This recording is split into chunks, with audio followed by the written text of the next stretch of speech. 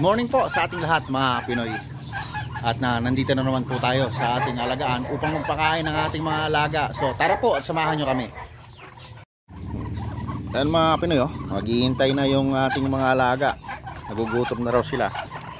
Ito po yung ipapakain natin ngayon mga Pinoy. So meron tayo ditong sapal ng nyog. Haluan po natin ng feeds ito. Yan. So para po makatipid tayo mga Pinoy, meron pong tayong nahihingian ng sapal ng nyog sa palengke. So ito po isa libre lang mga Pinoy. Malaking bagay po ito para po makatipid tayo sa ating mga alaga, kasi po madami tayong alaga dito. Kung puro feeds ang ipapakain natin, is malulugi po tayo sa pakain mga Pinoy dahil malakas magsikain itong mga alaga natin. Yan po, hinaluan lang po natin ito ng corn grits, duck pellet, saka po pigeon pellet mga Pinoy, kasi po mura lang po yung pigeon pellet, nasa 22 lang po ang 1 kilo nito. And then corn grits, yan po yung corn grits mga Pinoy. Tapos ito po yung duck pellet na mura lang din po namin nabibili, kaya po nakakatipid tayo sa patoka sa ating mga alaga mga Pinoy. Mimix lang po natin ito. And then lalagyan po muna natin ng tubig. So yan mga Pinoy, yan na po yung kinalabasan ng ating mixed feeds. Yan po ibibigyan natin ng patoka. Yan mga Pinoy, pang maghapon na po nilang pakain yan ng ating mga bibi.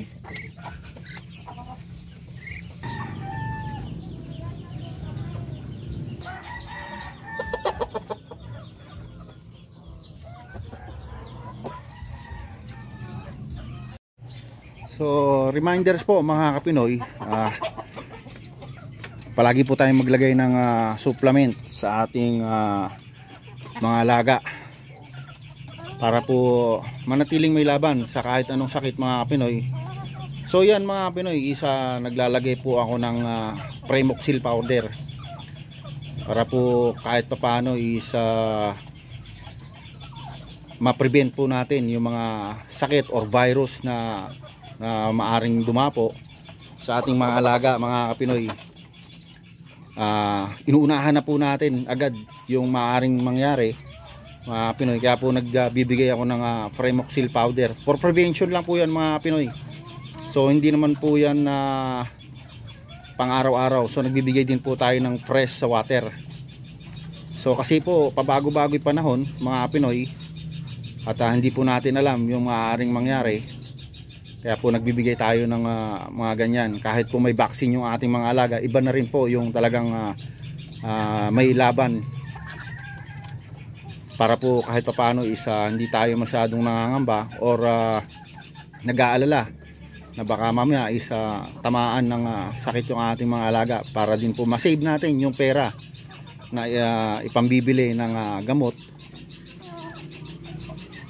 Kaya para manatiling healthy yung ating mga alaga mga Kapinoy.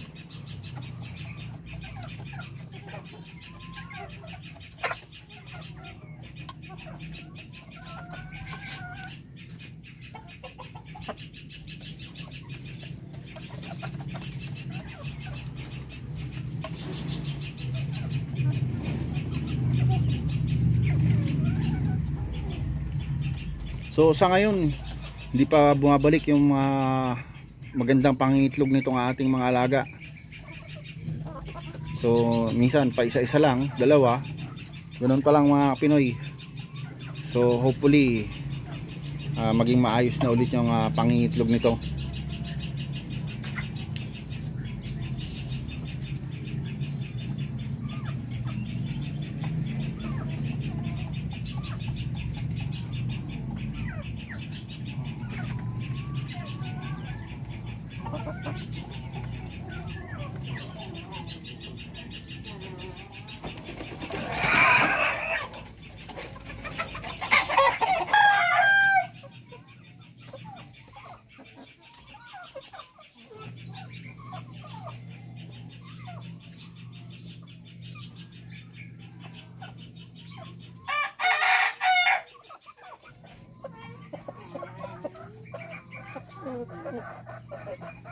So dito ngayon mga Pinoy, itong mga alaga natin dito na nasa up and down nating kulungan is fresh water muna po ang binibigay namin ngayon.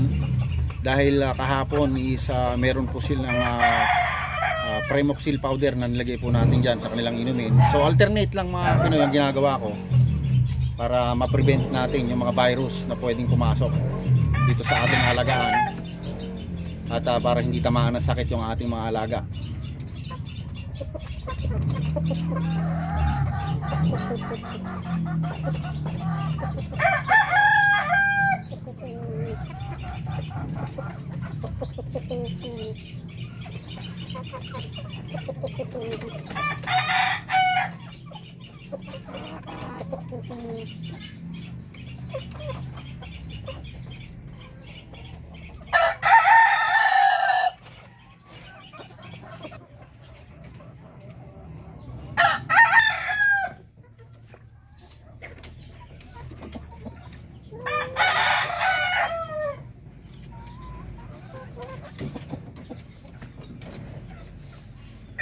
So pag magpakain tayo mga Pinoy, nagpapasobra po ako ng konti ngayon dahil tinatansya ko rin po yung pangangatawan ng ating mga alaga. So kailangan pang magdagdag ng konting pa siguro pangangatawan pa mga Pinoy, pero hindi naman po yung talagang tataba sila.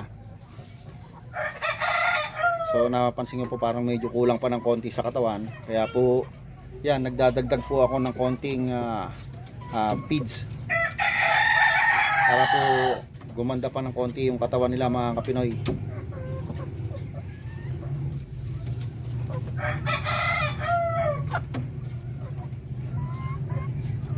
Yan po, hindi tayo nagpapawala ng vitamins para sa tubig nila.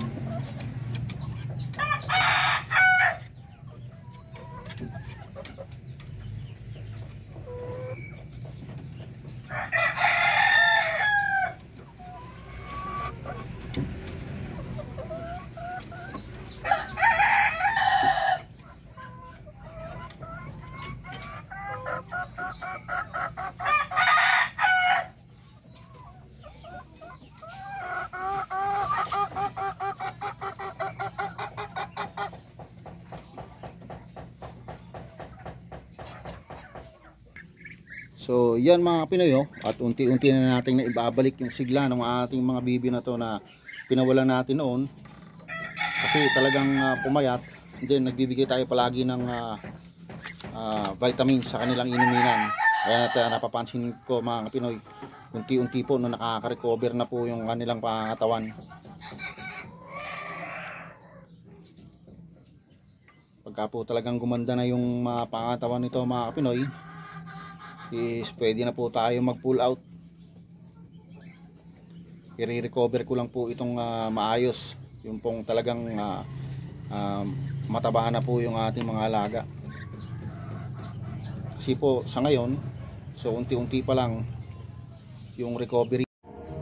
Yan, katay naman po tayo ng darag. Yan po, darag po yan. Yan po yung isang old breeder ko mga Pinoy. Tapos ito po yung isang Tagalog native. So katay po tayo ngayon mga Pinoy, at para makatingin tayo ng masarap na native chicken.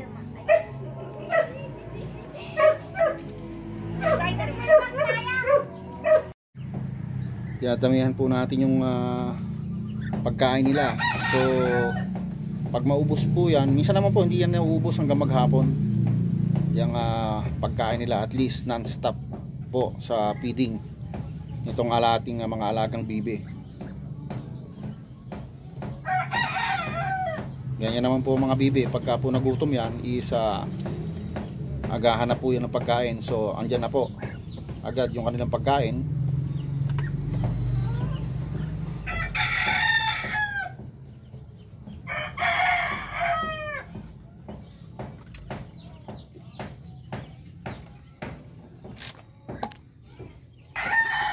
At nandito pa yung ating ibang mga sisiw mga Pinoy. Yan o, yung ating mga palakihin ng mga sisiw na bibe. At yung iba po dyan is medyo malalaki na yan o. Tapos yung iba po dito is yan, medyo maliliit pa. Pinagsama na po namin dyan kasi hindi naman po sila nagkakalayo ng edad. So okay lang po yan, kahit medyo malaki lang po yung iba. Konti lang naman po, mga 4 or 5 lang po yung medyo malaki dyan.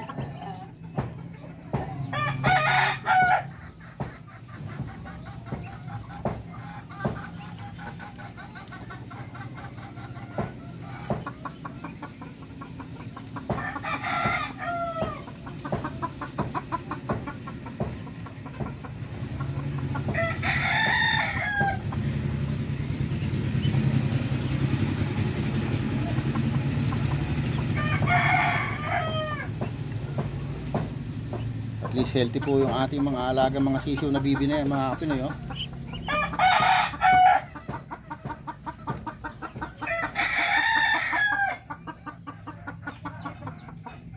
So yun mga Pinoy, at hanggang dito na lang muna po ang vlog natin for today. At shout out po sa ating mga silent viewers, sa ating mga OFW, saan man po kayong panig ng mundo. Don't forget to subscribe and hit nyo na rin po ang notification bell para palagi po kayong updated sa ating pang mga susunod na video.